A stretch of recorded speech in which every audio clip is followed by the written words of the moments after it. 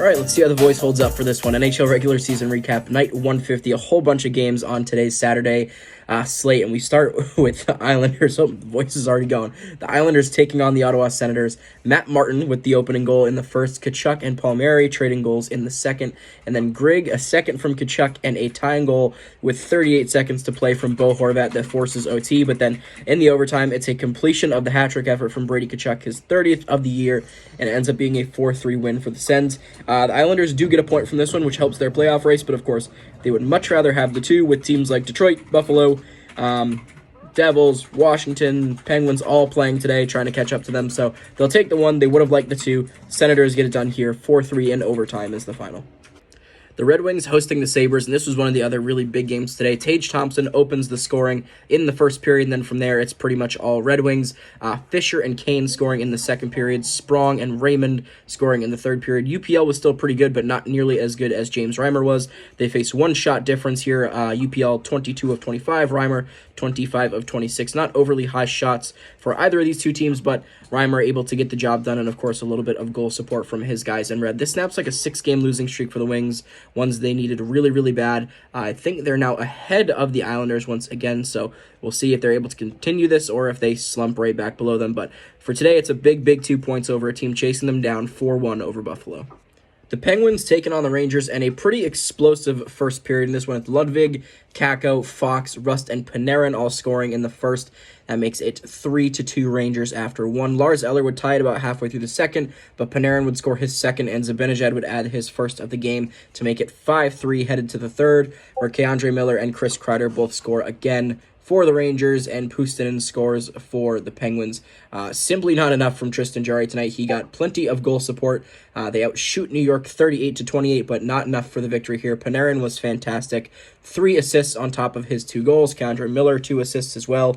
And Jonathan Quick, not fantastic statistically, but 34 of 38, much better than the 17 of 23 Tristan Jarry. It's a 7-4 win here for the Blue Shirts over the Penguins. The Coyotes hosting the Devils, and this loss probably spells the end of the Devils' playoff chances.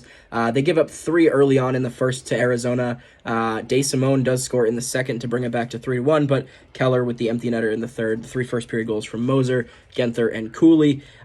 Just a loss you really can't afford to have against a Coyotes team that's been struggling quite a bit lately. Kaapo Kähkönen was not good in the first. He gives up 3 on 15 shots. They did kind of get caved in that first period, but nonetheless, you just can't have that happen against a team like the Coyotes, and of course, they end up losing as a result. Korovamelka, meanwhile, was very, very good. He stops 37 of 38 New Jersey shots, a .974 save percentage for him. Nico Daws was pretty solid in relief, of course. Doesn't give up any. The empty netter, the only other goal that's scored outside the first in this one. So, tough game from Kähkönen and the Devils. They lose it 4-1 to Arizona.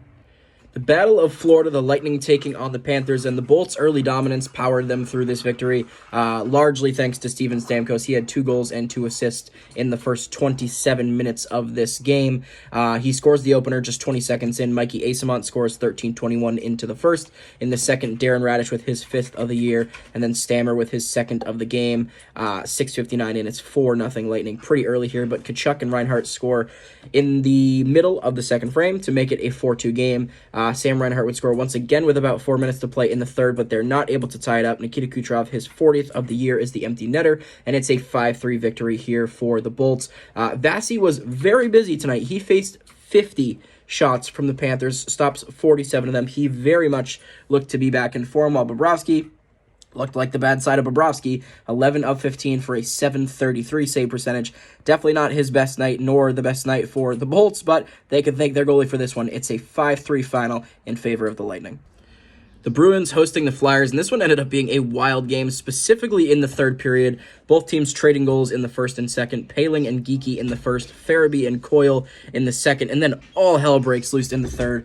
Coyle, Beecher, and DeBrusk all score unanswered. Delorier and Frost bring it back to within a 1-goal game. Danton Heinen makes it a 6-4 game, and Joel Farabee less than a minute later makes it a 6-5 game with just over 2 minutes to play.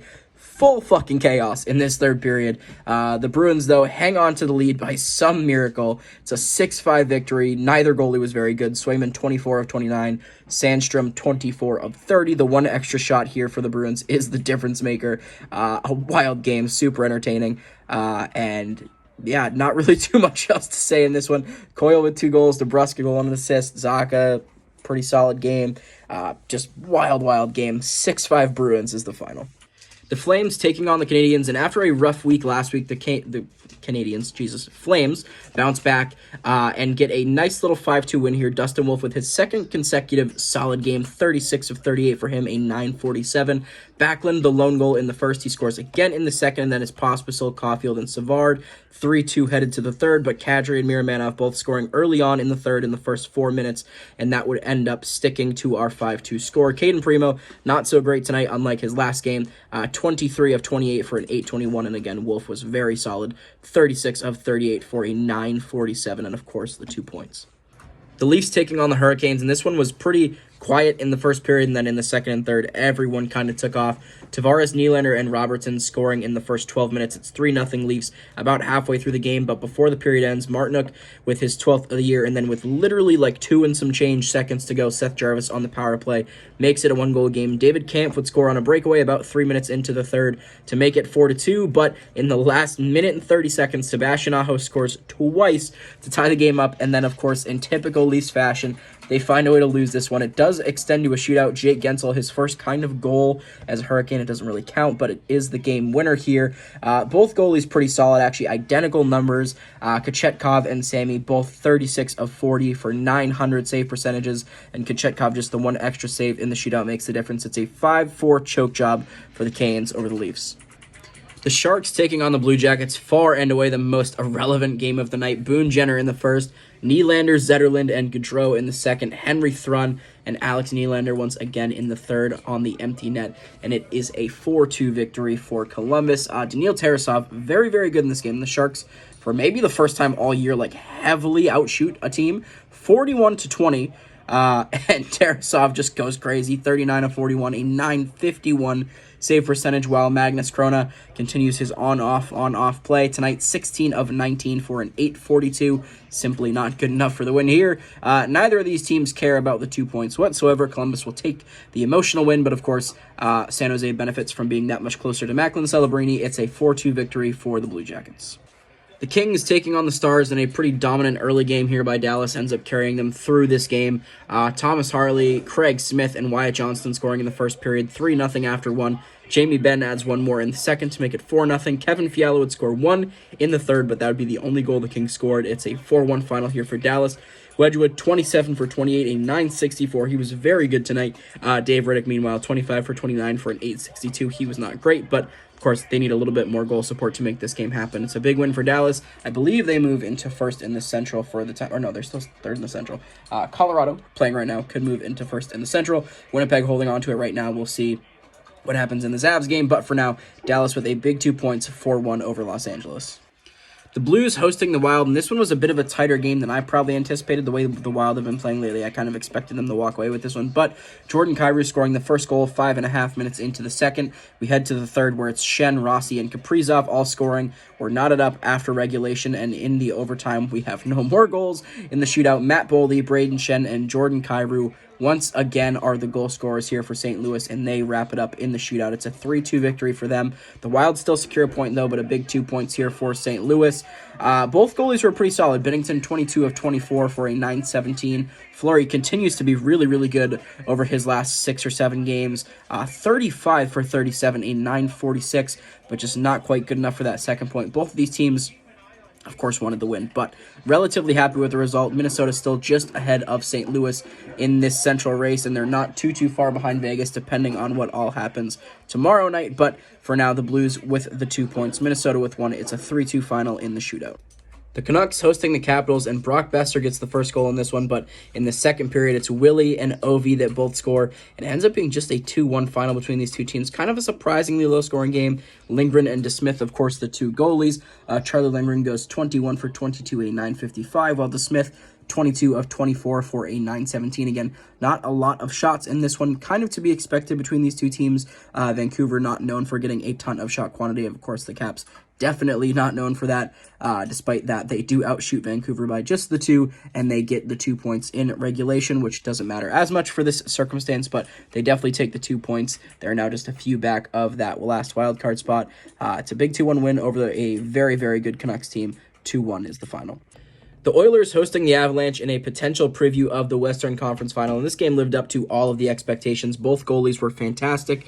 Some new faces getting goals here in this one. Sean Walker with 2 for the Avs. Sam Carrick with his 9th of the year. Warren Foegele adding his 16th of the year. It goes all the way to overtime, as it should, and Arturi Lehkonen scores with less than a second to go in the overtime. A perfect shot right off the middle bar and in off a perfect feed from behind the net.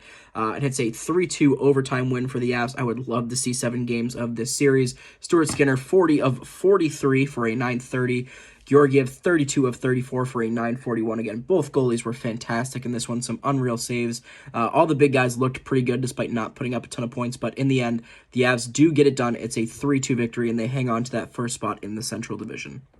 Final game of the night, the Preds taking on the Kraken, and as they have for really the last 3 weeks, the Predators take care of business once again. Andre Burakovsky, the only goal here for Seattle. Tommy Novak scoring in the first for Nashville. No goals in the second for either team. And then in the third, it's Yossi with 2, Philip Forsberg with the empty netter, and it's a 4-1 victory here once again for the Preds. 23 of 24 for UC Saros, 26 of 29 for Philip Grubauer. A pretty funny moment here where he just drops Jason Zucker at one point in this game. It's a great little clip, but really the only highlight clip that comes out of this game for Seattle. They're still trying to find their way back into the mix in the playoffs. Of course, Nashville, one of the teams they're chasing down. They continue to bridge that gap. Make it just that much wider of a span that they have to cover. Nashville looking very, very safe at this point to make the playoffs. Seattle, of course, going to have to try to catch Vegas at this point. I don't know if they're going to be able to catch this Nashville team who's just seemingly unbeatable at this point. But nonetheless, that's going to be it for NHL regular season recap. Night 150. We'll talk to you guys tomorrow. I think just 7 games. Hopefully I'm feeling a little bit better and not having to cut all these super short, not so much detail. But regardless, enjoy the rest of your night. We'll talk to you guys then.